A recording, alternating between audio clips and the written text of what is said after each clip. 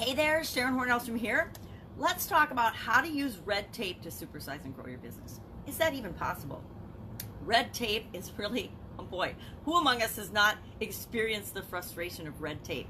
Red tape, actually, the expression came into being from back in the days when the government, surprise, surprise, and lawyers, again, surprise, surprise, used to tie legal documents in red ribbons. And before any business could be transacted, or a trial could start, or any real effort could be, or action could be taken, there was this big ceremonial cutting of the red ribbon to, reveal the legal documents.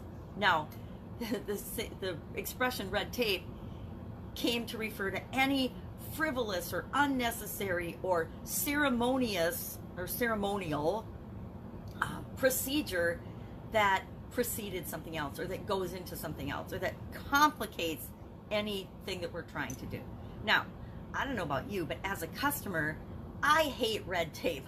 I am not the person that wants to deal with all the unnecessary stuff. Just get me to the point of solving my problem or helping me with what it is that I want help with.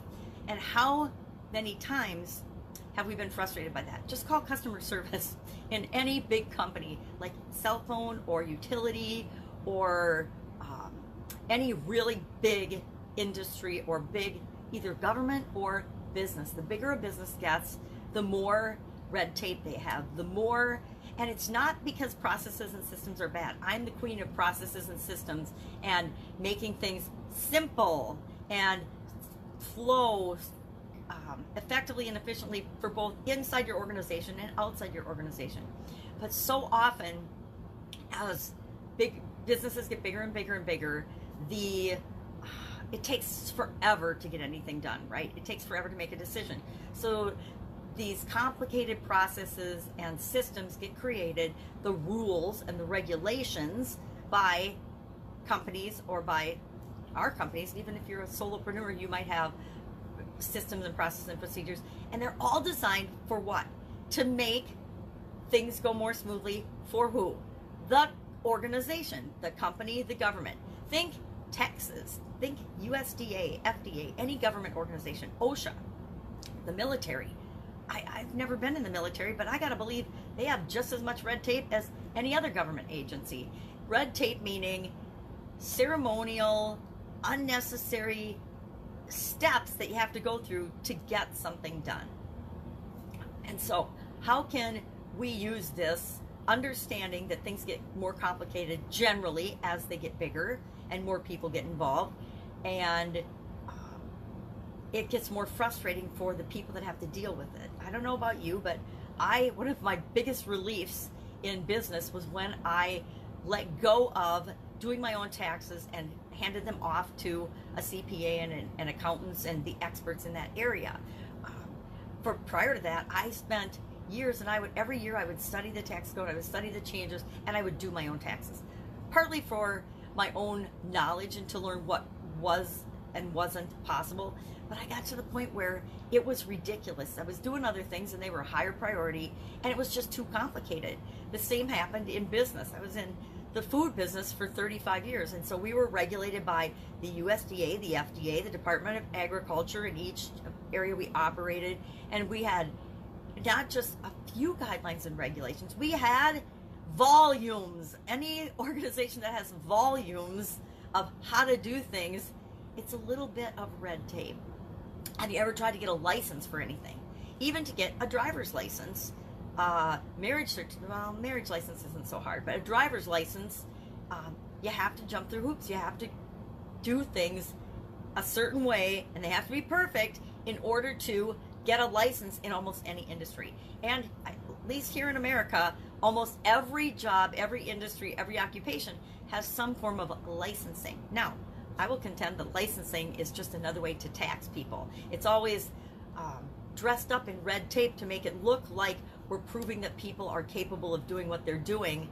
But, just look at real estate licensing and and the broker process. At least in the state of Wisconsin, if you're at all smart, you can figure out and you can pass and you can be licensed in those areas. And I'm sure there's other industries that are even more frivolous in how they certify people. Now, so how, all of this, yep, we all get frustrated by it. We know our customers get frustrated by it. So what do we want to do? How can we use this to supersize and build our business? Well, number one, look at your processes, look at your systems, and ask yourself, what's in it for my customers to have to do this step, to have to experience this? And do they really have to?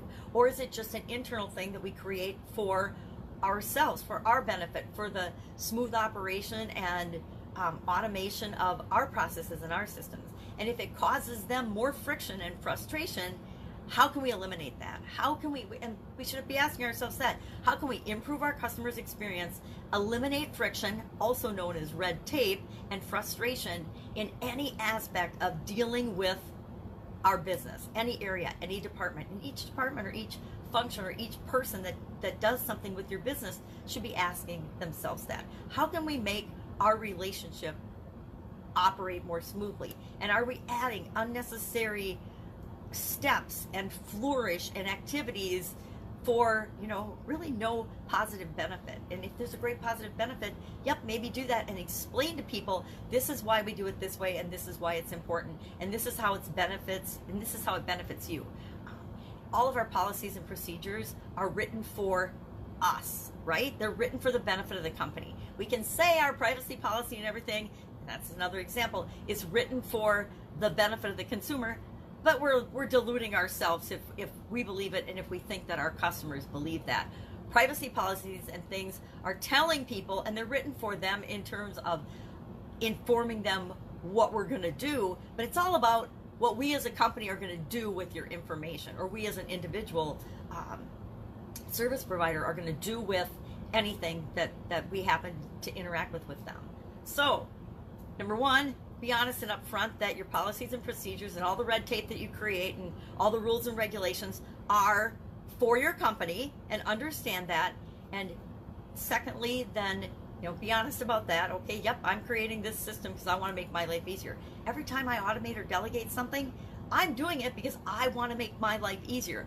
Not because it's for my customers' benefit, but it is in that I want to continue to provide them a great level of service, but really it's for me. So I want to make sure that those things that I automate, those things that I delegate, those processes and procedures and rules and guidelines and systems that I put in place do not cause undue red tape, frustration, friction for the people that I serve. And so that would be the second thing.